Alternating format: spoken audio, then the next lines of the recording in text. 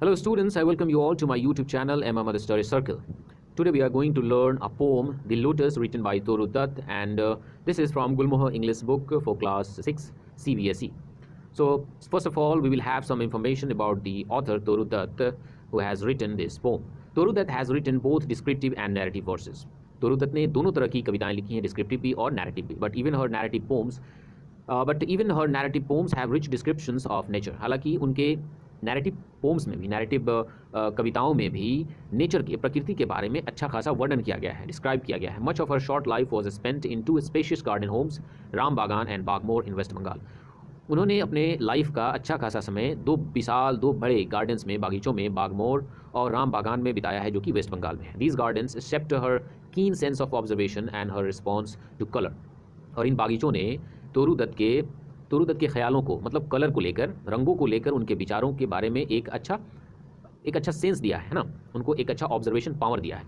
The lotus is a sonnet. ये जो lotus है ये क्या है? एक सोनेट है. और सोनेट उसको कहा जाता है जिसमें 14 लाइन्स होते हैं. ऊपर में 8 लाइनों का एक ग्रुप होता है जिसको हम लोग ऑक्टेट कहते हैं, और फिर नीचे 6 लाइनों का एक सेक्सटेट होता है ना. तो ऐसे मिलाकर इसको ऑक्टेट और सेक्सटेट को मिलाकर ये एक सोनेट बनता है. In this poem Toru Dutt presents the idea that the Indian lotus is the most beautiful of all flowers. इस कविता में तोरू दत्त ये व्यक्त करती हैं, ये बताना चाह रही हैं कि जो लोटस है, जो भारतीय लोटस है, भारत का एक फूल है जिसका नाम लोटस है, इसको हिंदी में हम कमल कहते हैं, वो सारे फूलों से खूबसूरत है. और वो कैसे खूबसूरत है, उन्होंने इस कविता में इसको बताया है. तो चलिए हम इस कविता को पढ़ते हैं और इसका अनुवाद करते हैं. Love came to Flora asking for a flower. अब लव आते हैं किसके पास? फ्लोरा के पास. और क्या मांगते हैं? एक फूल मांगते हैं. अब लव जो है वो क्यूपिड है. क्यूपिड को क्या कहा जाता है? गॉड ऑफ लव कहा जाता है. तो क्यूपिड आते हैं किसके पास? फ्लोरा के पास. आपके बुक में यहाँ पे दिया हुआ फ्लोरा कौन है? फ्लोरा क्या है? एक रोमन गॉडेस है, फूलों की और बसंत ऋतु की, वहाँ की रोम की एक गॉडेस है, वहाँ की भगवान समझ सकते हो, देवी समझ सकते हो. तो और जो लव हैं वो क्या है? गॉड ऑफ लव है, जिसका नाम क्या है? क्यूपिड है. तो क्यूपिड आते हैं, लव आते हैं किसके पास? फूलों की देवी के पास, फ्लोरा के पास, और एक फूल मांगते हैं. That would of flowers be undisputed queen. और ये कहते हैं कि मुझे एक ऐसा फूल दो जो कि सारे फूलों की निर्विरोध रानी बनेगी. मतलब सारे फूल अपनी इच्छा से उसे अपनी रानी स्वीकार कर लेंगे, मतलब उसके विरोध में कोई खड़ा नहीं होगा रानी बनने के लिए. तो वो अनडिस्प्यूटेड क्वीन बनेगी. मुझे एक ऐसा फूल दो. The lily and the rose long had been rivals for that high honour. Lily और रोज इस उच्च सम्मान के लिए, इस हाई ऑनर के लिए, मतलब क्वीन बनने के लिए लंबे समय से एक दूसरे के प्रतिद्वंदी रहे, एक दूसरे के कॉम्पिटिटर रहे हैं. बार्ड्स ऑफ पावर हैड संग देयर क्लेम्स. यहाँ पर बार्ड्स ऑफ पावर्स शक्तिशाली कवियों के बारे में कहा गया है, मतलब वैसे कवि जो अपने समय में बहुत ही मशहूर, बहुत ही फेमस थे और समाज में, कम्युनिटी में उनकी एक अलग पहचान थी, है ना. तो बड़े कवि, शक्तिशाली कवियों ने भी अपने क्लेम को, अपने दावों को पेश किया है. मतलब या तो कवियों ने, या मतलब कवि के समूहों ने, किसी कवि ने या तो लिली को सपोर्ट किया है क्वीन बनने के लिए, या तो रोज़ को सपोर्ट किया है. दोनों में से किसी एक फूल को, किसी एक फ्लावर को सपोर्ट करते हुए बड़े बड़े कवियों ने कई सारी कविताएं लिखी हैं उन दोनों फूलों में से किसी एक फूल के समर्थन में.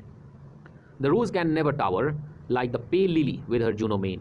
अब देखो यहाँ पर जूनो आया है. जूनो जो है वो वाइफ ऑफ जुपिटर, जुपिटर की वाइफ है जूनो. और मेन कहा, जूनो मीन मतलब होता है अट्रैक्टिवनेस की. जो जूनो जो थी, वाइफ ऑफ जुपिटर जो थी, वो बहुत ही खूबसूरत थी, वो बहुत ही खूबसूरत है ना. तो यहाँ पर कहा गया है rose can never tower. Tower means खड़ा होना, है ना. टावर आपने देखा होगा, टावर कितना सीधा खड़ा होता है. तो यहाँ पर बताया गया है कि जो रोज़ है वो कभी भी सीधा खड़ा नहीं हो सकता है. पेल लिली मतलब येलो कलर के लिली की तरह, जो कि अपने प्राइड में, अपने गर्व में, अपनी खूबसूरता में खड़ा हुआ रहता है. मतलब रोज़ जो है वो कभी भी लिली की तरफ, पीले लिली की तरफ खूबसूरत भी है और खड़ा नहीं हो सकता है. But is the lily lovelier. लेकिन क्या, जब ये कहा गया है कि रोज़ खड़ा नहीं हो सकता है, तो क्या ये भी है कि लिली ही सबसे ज़्यादा खूबसूरत है? लिली खूबसूरत है किससे? रोज़ से. Thus between flower factions rank the strife in Psyche's power. अब देखो फ्लावर फैक्शंस मीन्स क्या होता है और साइकीज मीन्स क्या होता है. आपके बुक में यहाँ पर जो ग्लॉसरी दिया गया है इसमें आप देख सकते हो. साइकी कौन है? साइकी जो है वो एक प्रिंसेस है ना. साइकी जो है वो एक प्रिंसेस है.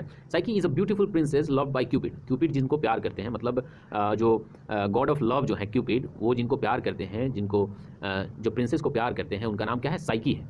तो यहाँ पर बताया गया है कि फ्लावर फैक्शंस मतलब फूलों के सपोर्ट करने वाले ग्रुप के बीच में एक कंपटीशन हो गया. क्या हो गया? एक कंपटीशन हो गया कि हम किस फूल को रानी बनाए, है ना. साइकीज बावर. और साइकी जो पौधा था, जो फूल था, जो प्रिंसेस था, उसकी छाया में, बावर मीन्स होता है छाया.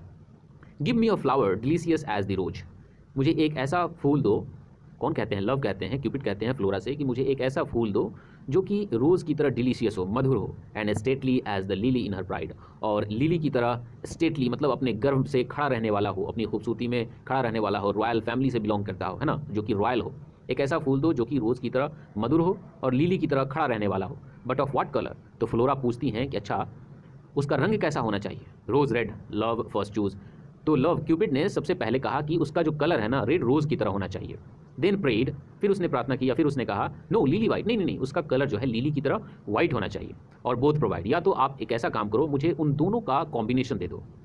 And flora gave the lotus, तो फिर फ्लोरा ने क्या किया, फ्लोरा ने लव को, क्यूपिड को लोटस थमा दिया, लोटस दे दिया। रोज़ रेड डाइड, जिस पर रोज़ जैसा जो रोज़ का जो कलर था रेड कलर वो डाई किया गया था, मतलब रंगा गया था। एंड द लिली वाइट, और लिली की तरह वाइट कलर का दोनों का कॉम्बिनेशन था। द क्वीनलीस्ट फ्लावर दैट ब्लोज, और यही एक ऐसा फूल था जो कि इन दोनों कलर का कॉम्बिनेशन लिया हुआ था और सारे फूलों में सबसे ज़्यादा खूबसूरत था जो कि उस समय खिल रहा था।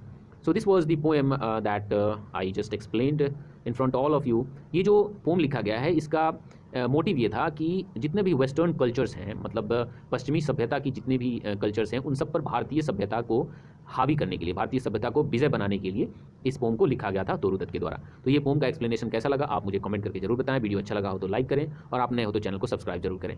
Bye bye.